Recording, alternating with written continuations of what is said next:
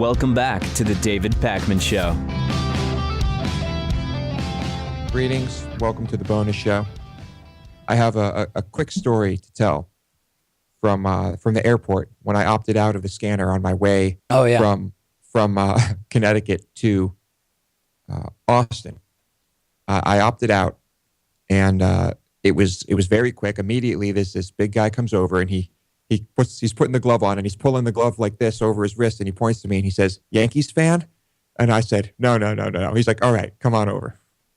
It was just kind of funny. And then when he was done, I said, "All right, go Sox, screw Ellsbury." And he was content with that. But anyway. It's funny, but it's also kind of weird because the implication that so like if you say you're a Yankees fan, then what? Because even if he doesn't do anything differently, it'd still be a little bit weird. I don't know. No, I don't know. I just like the fact that he was not taking himself too seriously, and that he was, jolly and cracking jokes. Because usually the person you get is like, "Oh, great, I got to do this again," and they're just kind of, pissed about it. But yeah, he handled it well. Let's talk about books bound in human flesh.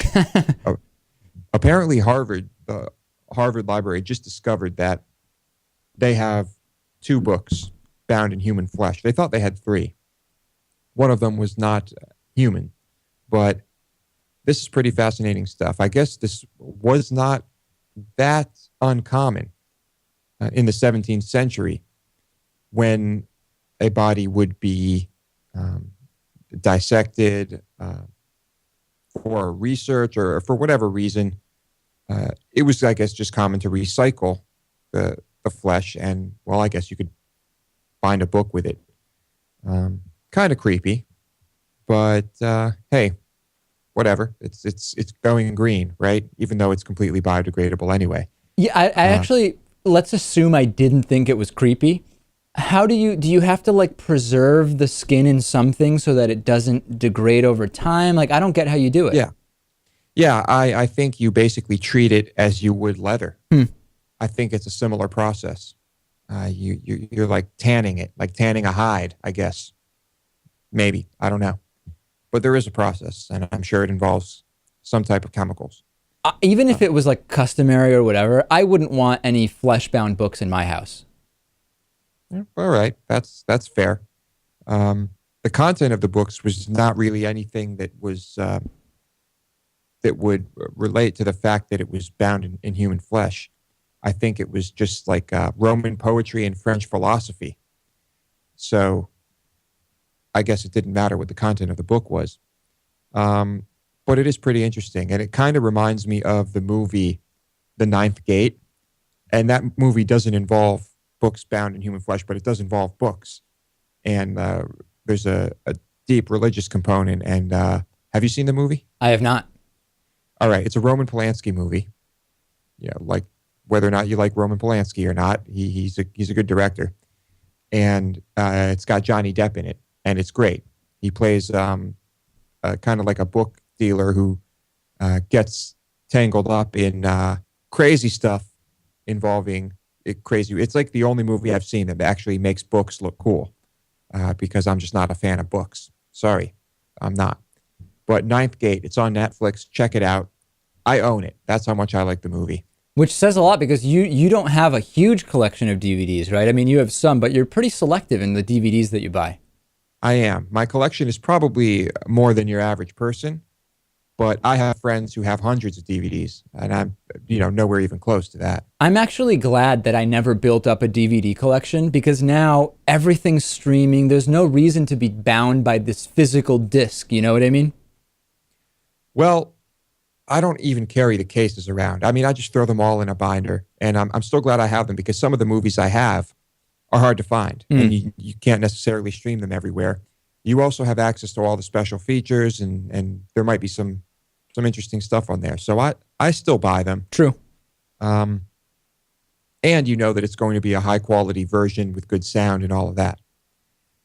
So I still say support it if you like the movie, and let's go easy on the illegal streaming and pirating.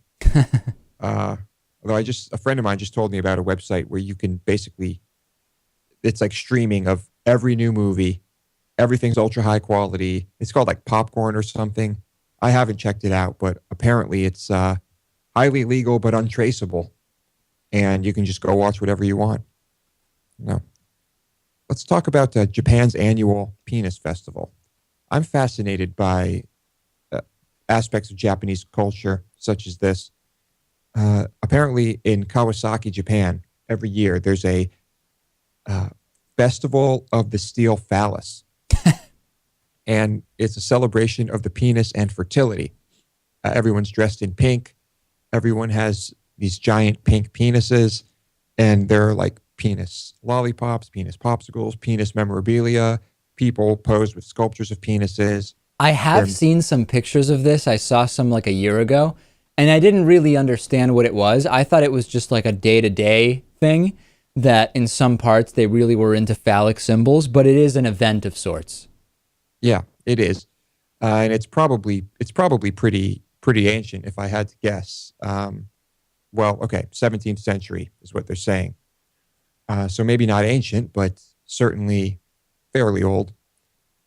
And yeah, I don't know. I just wonder what life would be like here if a lot of our population was as open-minded and free-spirited as this. Yeah, it's just so hard to even conceive of anything like that, given just the incredible, like, Puritan style, conservative bent of this country. Even though I know there's porn conventions, there's all sorts of stuff like that, but it's very fringe, right? I don't know to compare in Japan whether this is fringe or it isn't. I would say probably not fringe. This is happening in the street. It's a parade rolling through the street. You've got men, you've got women, you've got parents bringing their children. And it's just like everyone's involved. And I don't know. It just seems really nice. And I'd be fascinated to see it in person. These cultural differences just amaze me. And there's no, Lewis, there's no, is there any sexual orientation implication to this? Or is it not, like it seemed from what I read about it, it's not a particularly straight or gay thing. It's just a celebration of the phallus. Yeah, that's pretty much all it is. A celebration of the phallus and fertility. And there's one picture here of a woman with what normally would look like a Groucho Marx nose and glasses, but the nose is a penis. Clever. And it's pretty funny. I wonder what would happen if I were walking around downtown Austin with that. Then again, I'm surprised nobody does, because Austin's got a lot of characters. I have a story here about botched airport security. This is crazy.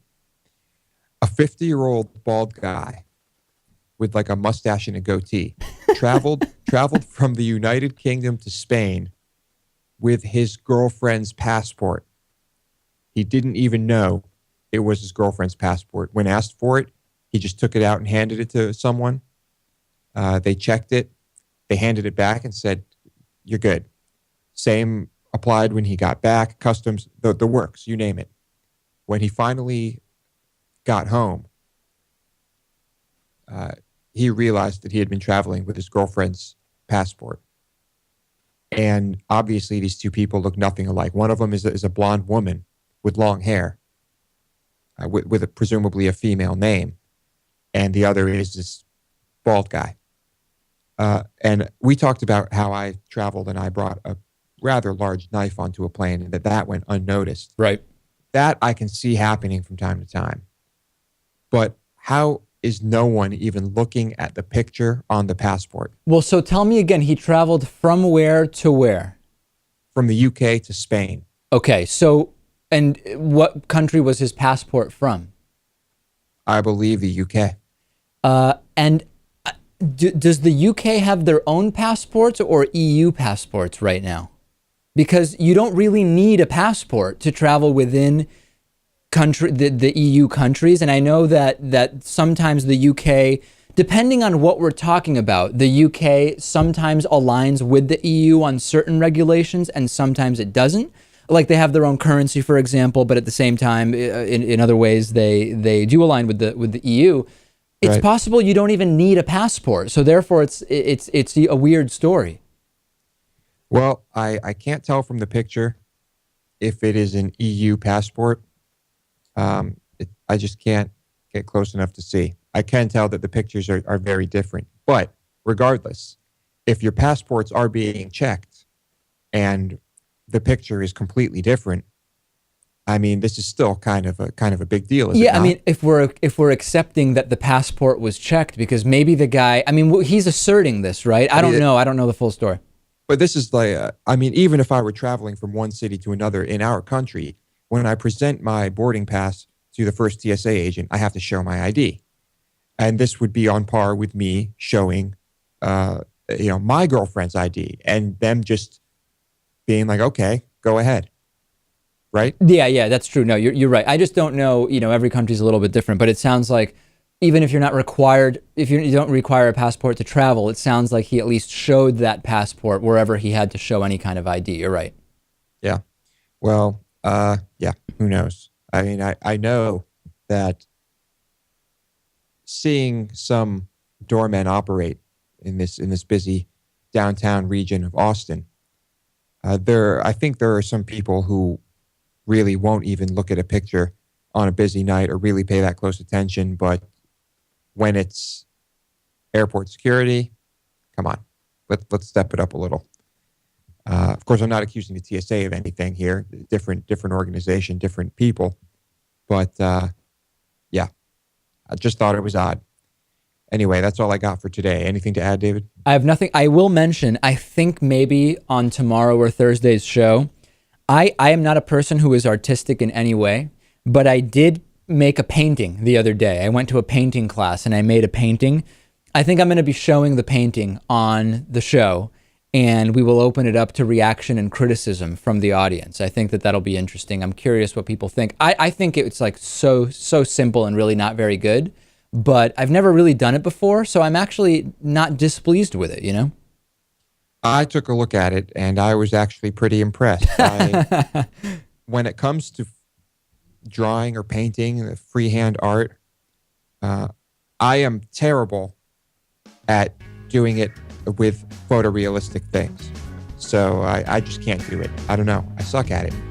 But yeah, Dave's was pretty good. So I was impressed. So yeah, you can check that out. More on that later. Goodbye. Good to be back.